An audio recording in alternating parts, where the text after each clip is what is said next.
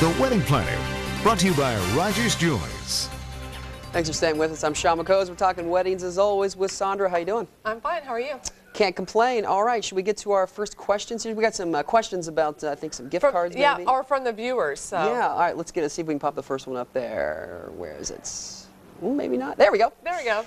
Got married 5 months ago. Moved twice. Still not sent thank you cards from my wedding. Should I explain to my guests why? Wow. Okay, well, she realizes that she made a mistake. I mean, she did, so let's move on. You need to send out thank you cards at least 4 weeks after the wedding, and you have to do it. So you made the mistake. Let's move on.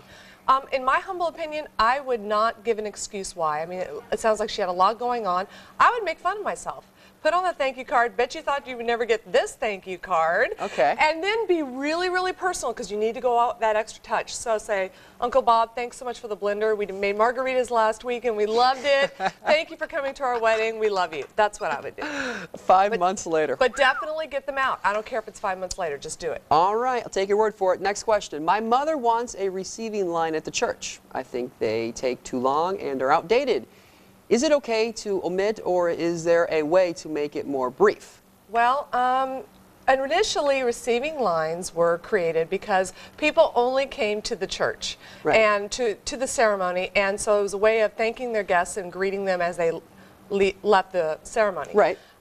You can omit it. Fast forwarding today, a lot of people do. However, if you want to keep it short, what you can do is a smaller receiving line. You want to have the groom's mother, the bride's mother, the bride, the groom, the bride's dad, and then the groom's dad. You have got this wedding stuff down. I mean, you are the wedding planner, That's what I do for a living. Just boom, boom, boom. But the reason is because when guests come and it's from the groom's side, the groom's mom can say, "Oh, this is so and so," and introduce them and move them on down the line. Wow. Saundra, I'm it's impressed. all right here, man. I am impressed. Let's go to question number 3 here. This is funny. My mother is high-strung about my wedding. She wants everything perfect. I've tried to calm her down, but I'm afraid she's going to make me a nervous wreck. You know what? This is the best question we've had so far. This happens all the time. My absolute recommendation, I promise it's not a shameless plug, you have got to get a professional wedding coordinator just for the day of.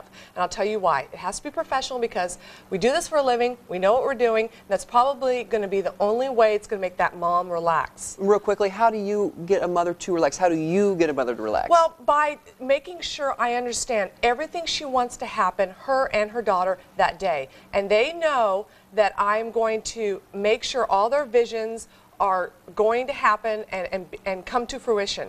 And it alleviates that stress. Because I'm so confident about it and I do this for a living, they say, you know what, you can handle it. That's good stuff, Saundra. I love it. That's confidence. If you got a question for the greatest wedding planner of all time, AMEvansville at WTVW.com. Saundra, we appreciate the time. All right, stay with us.